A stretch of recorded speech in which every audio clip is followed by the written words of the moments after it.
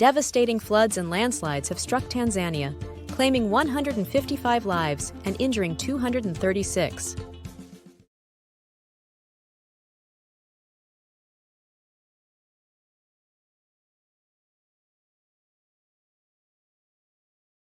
Prime Minister Mayaliwa urges residents to seek higher ground, blaming environmental degradation for the destruction. The East African region also reels from the effects, with Kenya reporting 35 deaths and Burundi displacing 96,000 due to relentless rains. Parts of Nairobi remain submerged, with more rainfall expected.